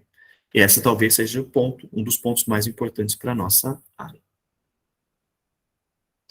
E a professora Daniela falou, eu também já tinha destacado, problemas na pele podem não afetar diretamente a prática de exercício físico, mas tomem muito cuidado com a exposição à luz solar e aos exercícios em piscina, ok? O cloro ou o tratamento da piscina, os produtos que as pessoas usam na piscina podem irritar a pele e aumentar a ferida. Então, tomem muito cuidado com isso, certo? Então, yellow flag aqui, ó. Atenção para isso. Ô, professor Rafael, Diga. mas no caso, para esses exercícios na piscina, tem casos que pode fazer ainda, né? Dependendo do tipo. Não, isso, eu não disse que é uma contraindicação, eu disse que tem que tomar Sim. cuidado, ok? Tanto com a exposição solar, quanto com a piscina. O problema é só a pele, para você não agravar o aparecimento de feridas, ou agravar, né, o rachamento da pele e tal, tudo bem? Então, ele pode fazer exercício na piscina, mas tem que tomar cuidado para você não agravar, né, a ferida, é isso. Mas ele pode mexer o pescoço depois que fez Não, radioterapia. perfeito. Ele pode Por isso mexer a região. aquilo que a professora falou, né? Que é bom a gente Exato. estar também falando com a equipe médica, né? O médico está acompanhando, para a gente ter uma base do que vai ser prescrito, né? Exatamente. Essa é uma decisão da equipe de saúde. Tudo bem? E os efeitos associados à quimioterapia? Esses são vários. É o tipo de tratamento primário que causa mais diferentes tipos de efeitos adversos. Então, quimioterápicos causam efeitos adversos comuns, como náusea, queda de cabelo, fraqueza e fadiga, mas alguns tipos são mais persistentes ou mais aparentes em classes diferentes de quimioterápicos. E aqui eu trouxe só alguns exemplos, vocês não precisam decorar todos. É fácil da gente achar na literatura. Vou dar alguns exemplos. As antraciclinas é um tipo de quimioterápico que inclusive o pessoal chama de série vermelha, quimioterapia de série vermelha, porque uma droga específica é bastante tóxica, que é a doxorubicina, é muito utilizada para câncer hematológico, câncer de mama, porque tem o poder antineoplásico muito grande, ele reduz muito rápido o tamanho do tumor, é bastante utilizado como terapia neoadjuvante para reduzir o tumor rápido e aí a cirurgia ser menos invasiva, mas ele é muito cardiotóxico. Então, grande parte das mulheres que fizeram quimioterapia no câncer de mama têm disfunções cardíacas depois ou vão ter algum tipo de doença cardiovascular. Elas vão ser monitoradas durante muito tempo, até o resto da vida, para algum tipo de desenvolvimento de doença cardiovascular. Tudo bem? E existem outros tipos, né? A oxoplatina, a ciclofosfamida, causam náusea, vômito, diarreia, obstrução intestinal e outros, muitos. Muita atenção para a anemia. A anemia também é importante para a nossa área, porque a pessoa pode chegar fragilizada, com fadiga, baixa capacidade cardiorrespiratória, pode ser resultado de anemia, ferropriva, não é isso? Falta de ferro no sangue ou baixa quantidade de ferro no sangue, ou reduzido estoque de ferro no sangue. E a neutropenia, que é a baixa quantidade de neutrófilos, que pode baixar, pode reduzir a capacidade do sistema imune e promover o aparecimento de mucosites, infecções e assim por diante. Professor Rafael, só uma curiosidade, muda muito a prescrição do exercício se o indivíduo está em químio, ou se ele está tendo uma combinação de químio com rádio, ou só rádio, tem alguma coisa nesse sentido? Tem pouca coisa precisa sim, Fábio, é por isso que não tem uma receita, é por isso que a aula quando a gente começar a falar de exercício propriamente dito, a minha conduta aqui na aula é que vocês construam o mapa de trabalho de vocês, considerando tudo isso que eu estou falando hoje, considerando toda a informação que você consegue acessar e considerando ainda toda a preferência e o histórico da pessoa nos exercícios físicos. Não existe uma receita porque as variáveis são muitas, ok? Talvez exista alguns protocolos para os pontos mais comuns, né? Para câncer de mama, para câncer de próstata, talvez você encontre algumas condutas gerais, assim, mas não existe, para você tomar a decisão, não existe nenhum passo a passo, nenhuma receita de bolo publicada na literatura até hoje, tudo bem? Perfeito, professor. A Obrigado. gente vai falar sobre isso especificamente, 4 horas só sobre isso, Fábio, nas próximas semanas, ok? Então, outros 2 pontos importantes são que alguns dos efeitos podem desaparecer logo após a conclusão da quimioterapia. Olha lá, ó.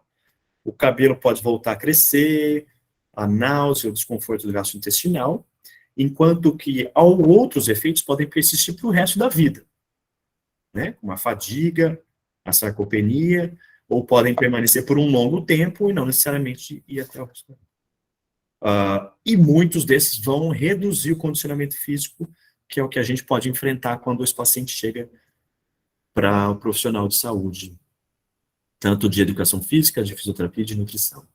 E também da enfermagem, não é isso?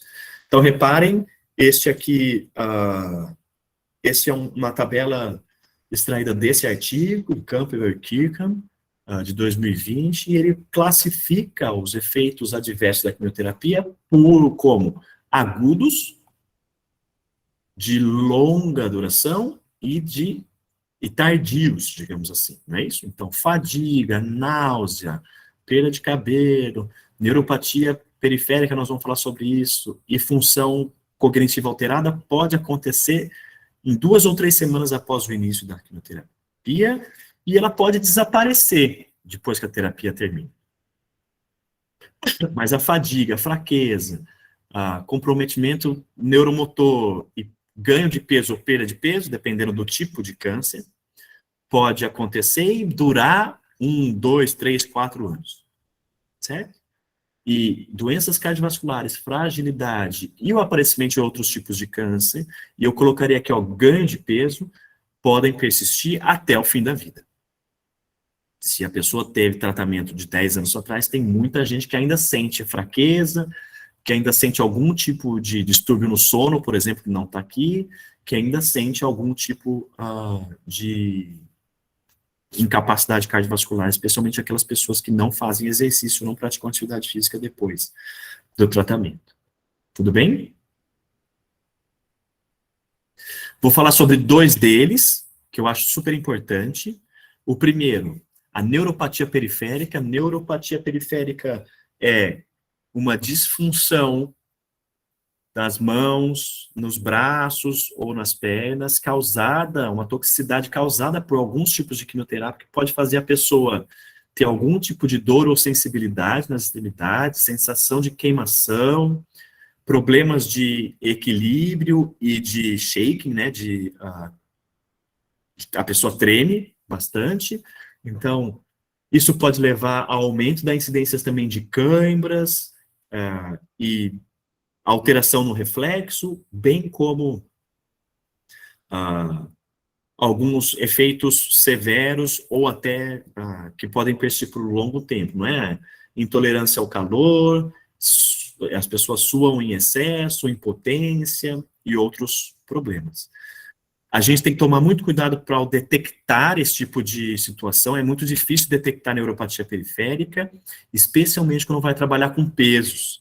Pessoas que estão fazendo quimioterapia, é muito importante começar o trabalho com pesos nas máquinas e não nos pesos livres, porque a chance da pessoa não conseguir carregar os pesos, ou ter uma disfunção do equilíbrio, ou ter a dificuldade de carregar o peso pode ser grande. Então, é importante executar protocolos para detectar a neuropatia periférica e você saber se vai conduzir a pessoa com pesos livres, com elástico, ou com máquinas, especialmente falando do treinamento de força.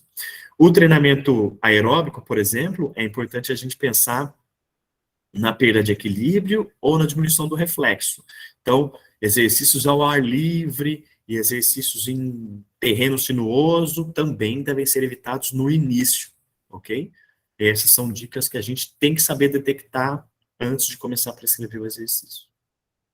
E reparem que esse é um artigo que mostra os tipos de, né, como a neuropatia periférica, os sinais e sintomas da neuropatia periférica, e aqui pode ser até de dificuldade ou perda de força na dorsiflexão, na flexão plantar, na extensão dos joelhos, e reflexos, e como isso resulta em limitação da performance. Diminui a capacidade de equilíbrio, diminui a mobilidade, e muita gente perde capacidade de caminhada, o que é muito importante, capacidade de deslocamento. Então, é muito importante criar formas de detectar isso durante a avaliação. Fala, Fernando, por favor. Oi, Rafa, só rapidinho. Acho que é interessante esse ponto na neuropatia periférica. Essa galera, eles são pacientes que acabam tomando aquelas classes de carboplatina, oxalaplatina. Essas platinas, em geral, são medicamentos muito neurotóxicos. E uma das outras coisas que eles apresentam para a gente é muita dor. Esses pacientes têm muita dor neuropática. E uma das principais formas de tratamento também envolve o exercício. Então, como é que você lida com uma situação de dor, ao mesmo tempo uma neuropatia periférica? Um dos pontos é tentar ver qual modalidade mais se adequa ao seu perfil. Então, são pacientes que vão lidar melhor com treinos na qual faixa elástica é mais interessante, eles têm muita sensibilidade em pegar pesos, qualquer tipo de peso para eles incomodam bastante.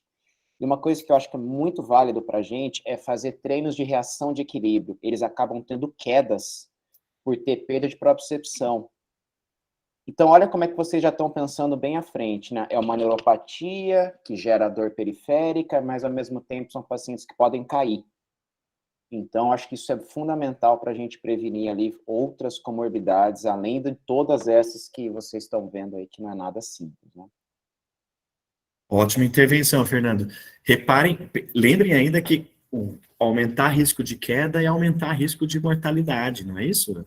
Então, com certeza. Prevenir a queda é muito importante, não só durante a vida dele, mas também no seu serviço, né? Ninguém quer que a pessoa caia durante o momento que você está atendendo ela e assim por diante. Então, não é importante detectar esse tipo de neuropatia para que você não proponha exercícios que sejam muito desafiadores ou que o desafio seja gradual, tudo bem? À medida que o desafio seja gradual, tem que achar um ponto entre a segurança e o desafio para que o risco de quedas, de fraturas, não seja exacerbado na população que já tem um problema, ok? Então, Fernando, professor Rafael, essa incidência ela é maior nesses pacientes mais idosos ou independentemente da idade? Não sei, sabe, Fernando? Ó, você colocando a idade dentro desse pacote, isso claramente aumenta o seu risco, Fábio. Foi o Fábio, né, que estava falando? Acho que sim. Além disso, Isso, Fábio, professor. A minha curiosidade é essa, né? Se tem uma incidência alta aí nesses indivíduos jovens, por exemplo, né? Pode colocar mais um fator de risco ali no seu programa de avaliação. Pacientes idosos, por exemplo, o SPPB, que o Rafael estava comentando, ele tem um dos testes, ele envolve um pouco do equilíbrio, que é o Romberg. Mas vocês têm outras ferramentas mais precisas. Vocês podem... Se vocês tiverem esse cenário, gente, um paciente que está fazendo uso de carboplatina, oxalaplatina, esse monte de platinas que eles usam, suspeitem de neurotoxicidade. Elas podem aparecer ou de uma forma muito precoce ou até de uma forma de médio prazo. Aí vocês vão combinando coisas. É um paciente idoso, sedentário, tem histórico de tabagismo, ou tem diabetes, que também aumenta a neurotoxicidade. Se vocês tiverem um cenário tão complexo como esse, coloque a avaliação do risco de queda como uma das coisas mais importantes no início da terapia. Isso vai te dar uma segurança muito boa para progredir. Isso vai dar um feedback legal para o médico, que vai mostrar que você está avaliando, está tendo atenção com os riscos eminentes desse paciente. E vocês vão estar tratando dor, gente. Tratar dor oncológica é um desafio, viu? É um desafio. As drogas, muitas vezes, elas não são tão eficazes, mesmo com o uso de medicamentos à base de opioides, alguns pacientes não respondem a opioides. E o que sobrou para a gente? Exercício a gente sabe que é um fator analgésico, né? Mesmo por via sistema nervoso central. Ou seja, cada vez mais esses pacientes vão chegar para a gente com cenários bem mais complexos. E essa droga eu até interrompi um pouquinho para dar esse feedback para vocês. As neurotoxicidades vão ser um desafio para a gente progredir, tá? Então, bastante atenção nesse ponto. E aí, viu, Fábio, como não existe passo a passo, como não existe conduta definida, é por isso que, à medida que a gente vai ganhando conhecimento, vocês precisam levantar muita informação, mas muita informação. Quanto mais informação vocês levantam, mais você vai conseguir traçar o caminho para trabalhar com a pessoa.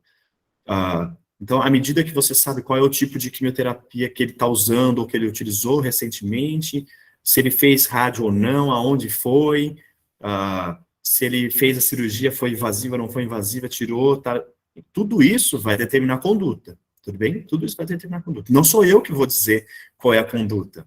A minha ideia aqui é ajudar vocês a aprender a construir a conduta, tudo bem? Porque não existe receita.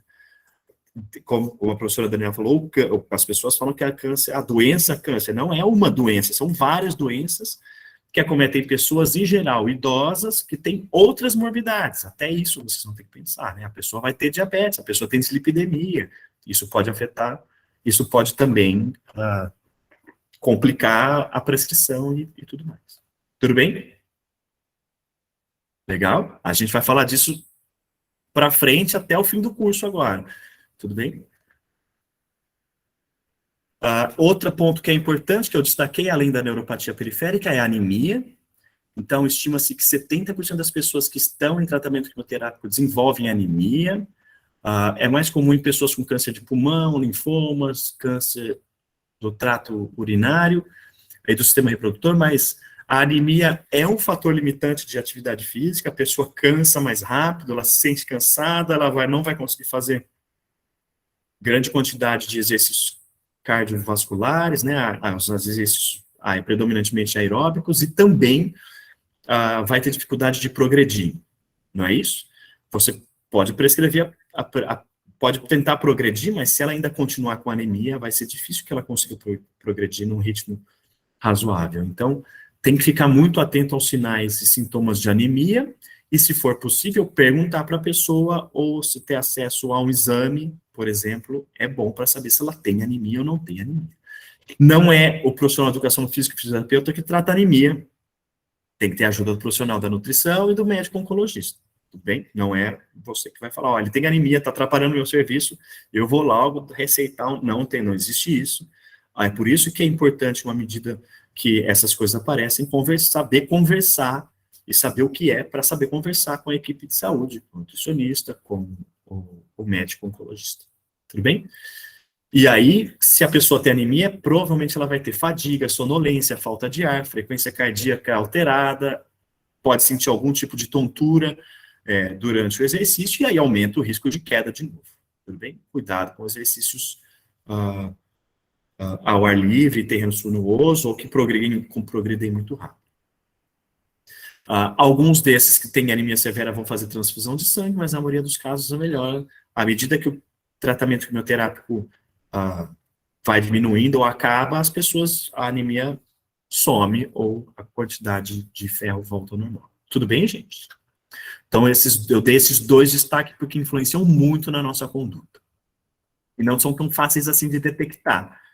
Só perguntando a gente não detecta. Então, criem protocolos para detectar neuropatia, neurotoxicidade, especialmente neuropatia periférica, e também anemias. E aqui tudo isso vai influenciar a composição corporal. Eu vou passar mais rápido porque o nosso tempo está voando, tá, gente?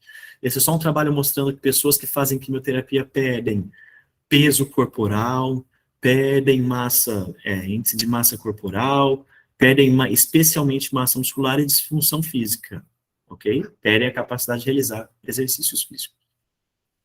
E também perdem peso corporal. Veja, este aqui é um protocolo de rádio e quimioterapia, e a pessoa mediu o peso corporal de semana em semana. Semana 1, semana... E aqui por diante, né? 2 semanas antes do CCR, primeira semana do CCR, quarta semana do CCR, 7ª semana do CCR, depois, 11 semanas depois do CCR, e a pessoa pede peso corporal. E aí a gente precisa calcular para detectar caquexia induzida por quimioterapia. Veja, a grande maioria pede massa muscular, massa magra, e não massa gorda. Cuidado com isso, ok? Importante também incluir protocolo de detecção da perda de massa corporal, caquexia e sarcopenia. E diminui a atividade física. De novo, um yellow flag aqui, para chamar atenção. Esse trabalho mostra que pessoas que fazem quimio e rádio diminuem a quantidade, quase, né? Não, tá aqui, ó, 0,07. Diminui as atividades físicas em casa, diminui a atividade física quase o tempo, mas a redução é significativa, não é significativa aqui, mas do ponto de vista estatístico, mas é significativa do ponto de vista biológico, reparem aqui. O tempo livre, as atividades esportivas e o score total de atividade física, além de reduzir o score de capacidade cardiorrespiratória que eles mediram aqui, ok? Então, em 12 semanas, a pessoa vai diminuir muito a atividade física dela, porque ela vai se sentir mal, vai começar a se sentir fadigada e assim por diante. Então, além de tudo isso, a pessoa vai, em geral, as pessoas vão diminuir o nível de atividade física dela, tanto em casa, quanto fora de casa. E aí tem 2 ou 3 slides de terapia-alvo e imunoterapias aqui, porque é a parte que tem menos literatura, e é por isso que eu perguntei para a professora Daniela, se ela conhece alguns efeitos adversos. Aqui é muito difícil de achar, a não ser que a gente vá para artigos científicos que saíram nos últimos anos. Então, terapia-alvo e imunoterapia. As células saudáveis são bem menos afetadas por esse tipo de terapia, e essa é a boa notícia. Assim, os efeitos adversos ou a gravidade podem variar muito e podem ser menores ou maiores, dependendo da reação da pessoa, não é? A professora Daniela adiantou que tem gente que pode ter doença autoimune, hepatite, por exemplo, por conta de imunoterapia, tem gente que não vai sentir nada durante o tratamento de terapia-alvo ou imunoterapia. É importante, então, conversar com o paciente, com o médico, para saber quais efeitos colaterais que ele tem sentido ou que tem aparecido, porque não há um protocolo para isso. A gente vai ter que conversar para tentar entender. O que pode acontecer? No momento da terapia, febre, calafrio, dores musculares e náusea. E à medida que o tempo passa, pressão alta, fadiga, fraqueza, alguns problemas dermatológicos, e esses são os mais relatados, ok? Aftas, perda de cor no cabelo e outros. Alguns nem afetam a nossa área. Vou destacar 2. Acho, é isso, que é a síndrome mão-pé, causada por imunoterapias e terapia-alvo. Apesar desse problema parecer não afetar a nossa conduta, a gente pode prejudicar, pode agravar esse tipo de problema. Depende do exercício que você propõe, ou ainda ele pode ter dificuldade para fazer um exercício, ou para carregar um peso, ou para fazer qualquer tipo de coisa, se ele tem essas feridas na mão, ou essas feridas no pé, tudo bem? Então, esses problemas de pele geralmente se desenvolvem lentamente ao longo dos dias e semanas, e às vezes a gente não vê. Se a pessoa chega de tênis para fazer exercício, você nunca vai ver o problema que ela tem na unha, ou a unha frágil, unha quebrada, ou feridas no pé, que pode gerar uma bolha. E se gerar uma bolha, se a pessoa tem dificuldade de circulação, se a pessoa tem diabetes, provavelmente você pode gerar uma ferida, e com dificuldade de cicatrização, a ferida vai aumentar, e a pessoa vai ter problema razoável de cicatrização. Tudo bem? Muito cuidado com isso. A gente também pode ter que prestar atenção nessas coisas, especialmente nas mãos e nos pés. E as principais características e efeitos adversos no pós-tratamento, a gente está acabando. Algumas premissas importantes. Os efeitos adversos dessa fase são relativos ao tipo, gravidade, conduta adotada no tratamento, isso me parece óbvio, a gente já falou disso, mas alguns surgem e somem, outros vão surgir e vão permanecer para o resto da vida. Então, embora caracterizada pela ausência do tratamento nessa fase, algumas vezes, muitos ainda continuam usando a terapia hormonal, especialmente tratamentos de câncer. Os mais famosos são o ADT, da próstata, por exemplo, que prejudica muito a saúde óssea, Alguns da mulher, na câncer de mama e ginecológico, vão aumentar muito o peso corporal delas, muitas ganham peso depois do tratamento do câncer de mama e ginecológico. E apesar dessa fase representar o sucesso do tratamento, né, em geral, a cura do câncer, ou só o acompanhamento, a pessoa não tem mais que fazer químio, rádio, que é uma fase de alívio para o paciente, para outras pessoas pode ser que ao início de uma nova rodada de quimioterapia, ou o início do tratamento paliativo, ou ainda o tratamento que você prescrever de exercício pode servir como prevenção, ou pode ser para postergar o aparecimento de outro tipo de tumor ou de recidiva e assim por diante. Então, não necessariamente toda vez que a gente pega uma pessoa que já terminou o tratamento primário, ela está livre, ela está curada. Então, pode ser que depois que a pessoa fez um tratamento primário, ela está num período de descanso para iniciar outro tratamento primário, ou outra cirurgia, ou outra quimioterapia, e assim por diante. Isso acontece nos casos mais graves, ou em alguns tipos de câncer que são mais difíceis de tratar. Tudo bem? Isso é importante detectar também. Então, esses daqui é uma tabela que fala sobre os efeitos adversos persistentes, aqueles que duram muito. Então, da cirurgia, tem gente que sente dor persistente por muito tempo, fadiga, náuseas e outros. O distúrbio do sono é bastante comum em pessoas que fizeram tratamento primário do câncer. Tem pessoas que têm muita dificuldade de dormir, e o exercício pode ajudar muito a melhorar a qualidade do sono dessas pessoas. A quimioterapia pode causar fadiga, fraqueza muscular para o resto da vida nessas pessoas, especialmente se elas não fizerem exercício. A neuropatia, a dificuldade cognitiva pode durar bastante tempo.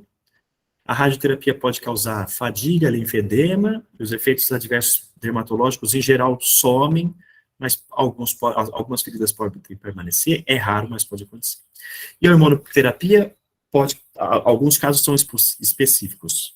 Na próstata é muito importante estudar a saúde óssea, fragilidade óssea, induzida pelo uso de hormonoterapia em câncer de próstata, ganho de peso nas mulheres de câncer de mama e outros, que são menos frequentes. Então, esse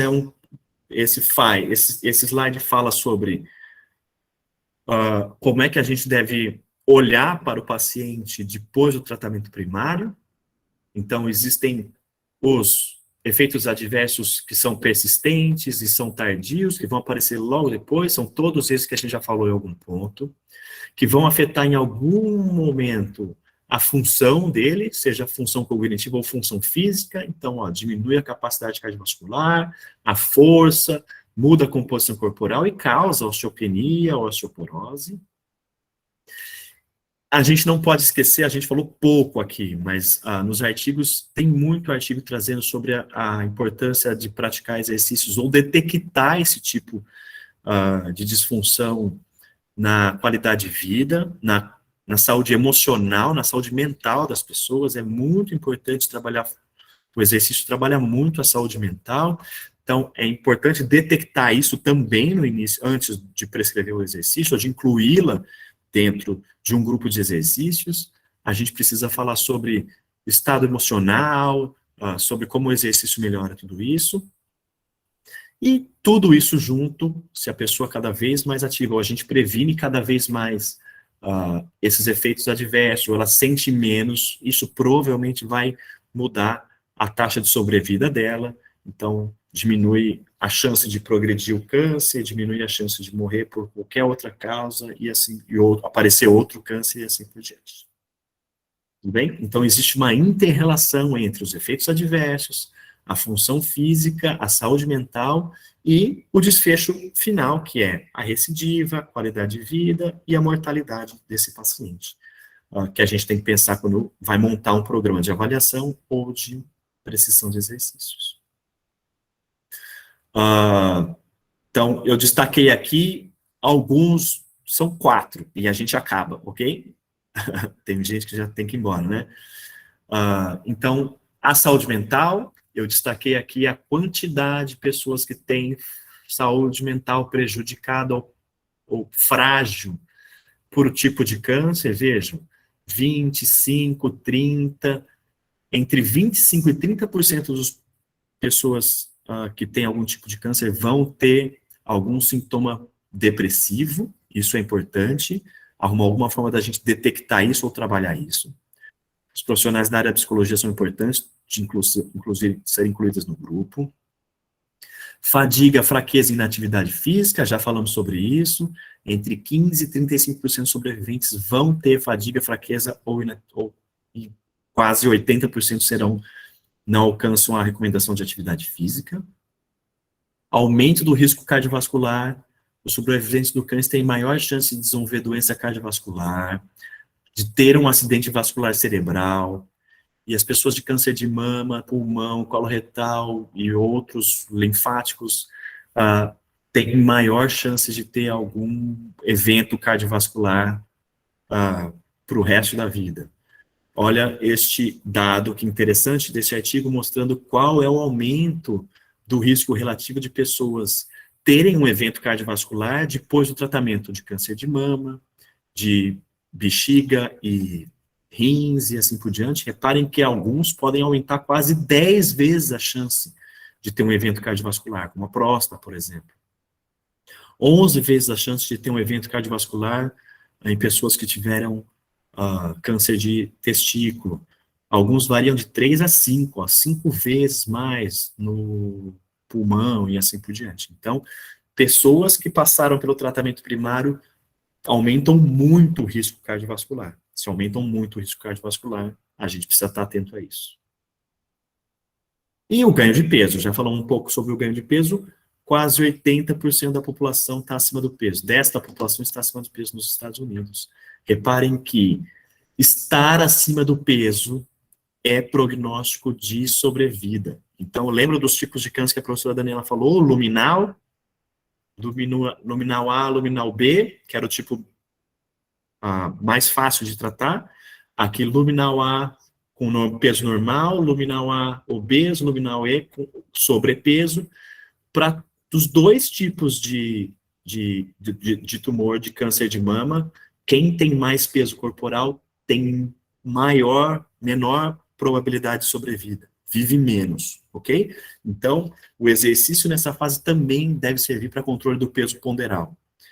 Grande parte das pessoas tem sobrepeso e obesidade, a gente precisa botar na cabeça dessas pessoas que eles precisam ter o peso normal. Fazer exercício para reduzir a obesidade, para reduzir a gordura corporal, para ter menos diabetes, para ter menos dislipidemia também é importante. Em geral, vai chegar um combo para todos nós, especialmente quando a gente fala de câncer de mama e próstata, são as pessoas que mais vivem mais tempo. Para acabar, gente, são 2 slides para a gente acabar. Pensem muito nisso.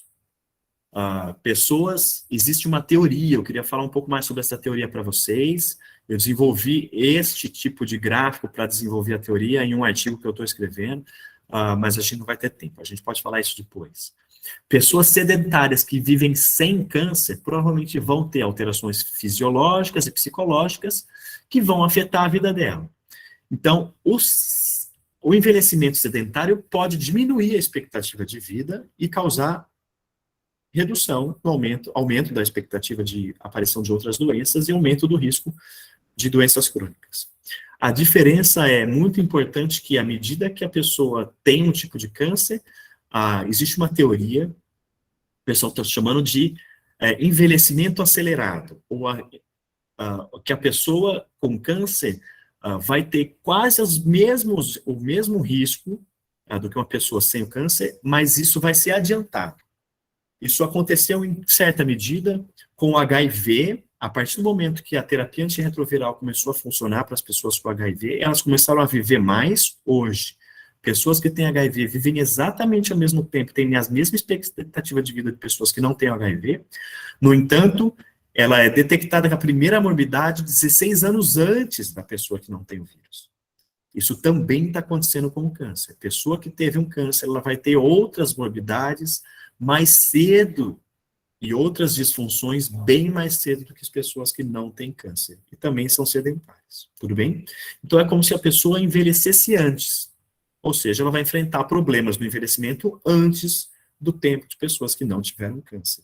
A gente combate a progressão rápida do envelhecimento fazendo exercício físico, criando hábitos saudáveis, atividade física, e exames preventivos e nutrição adequada. Tudo bem? Para terminar, a mensagem para casa número 2. Também outra bandeira amarela aqui. De novo, você conhece procedimentos, as fases, os efeitos adversos, fatores de risco da pessoa com quem você trabalha, ou vai trabalhar? Como eles podem afetar a prática de exercício físico? Como eles vão afetar o seu protocolo, a sua prescrição? Você sabe ou está seguro para conversar com o paciente ou com o médico oncologista? A hora que ele falar sobre HER2, a hora que ele falar sobre o medicamento, a hora que ele falar sobre quimioterapia, você sabe o que ele vai falar? Você tem coragem de contactar, de ligar para um médico oncologista para conversar com ele? Todos esses são passos fundamentais para a gente desenvolver um plano de avaliação e um plano de exercício físico. Tudo bem?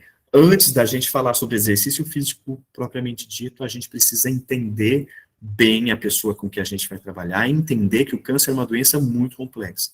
E, em geral, a pessoa que tem câncer não é uma pessoa que está livre de outras morbidades. É uma pessoa idosa, com excesso de peso, e que tem um risco cardiovascular aumentado, e risco de ter outras morbidades, como diabetes, lipidemias e assim por diante. Tudo bem, gente? Perguntas. Eu falei que ia ser rápido, né? Não tem como ser rápido, tinha muita informação. Teve a hora até que eu acelerei. Se vocês tiverem perguntas, fiquem à vontade. Senão, se sobrar tempo, a gente também conversa nas próximas aulas, ok? Débora, por favor. O Rafa, quando você fala da sarcopenia e da caquexia, existem muitas coisas que elas se sobrepõem entre si, né? E aí eu queria saber como diferenciar, porque eu penso, tá reduzindo o peso do meu paciente. Se esse peso está reduzido em relação à perda de massa muscular e funcionalidade, eu falo que é caquexia, eu falo que é sarcopenia, ou não, ou ela se sobrepõe. Como diferenciar isso? Você está sem som, Rafa? É claro que eu estou sem som. É muito difícil, sabe por quê, Débora? Porque essas coisas foram criadas há pouco tempo. Apesar das pessoas detectarem isso há muito tempo, os protocolos e as diretrizes e as pessoas começaram a discutir isso a fundo só nos últimos 10 anos. Vocês viram que eu mostrei para vocês os protocolos de 2011, de 2019, 2017, são os protocolos mais novos que a gente tem, mas são os únicos. Não existia nenhum protocolo em 2020. Ninguém falava de sarcopenia em 2022, por exemplo. Então, eu não sei te responder precisamente como é que as duas se sobrepõem e o que a gente faz. A minha dica é, meça as duas, tenta detectar as duas, e faz pouca diferença na prática se você tem um ou outro, porque a conduta vai ser quase a mesma, certo? Se a pessoa perde peso muito rápido, esse é um mau prognóstico. A primeira coisa que a gente tem que fazer é contactar o médico oncologista. Pode ser que em alguns tipos de câncer, esse é o primeiro e único sinal clínico, por exemplo.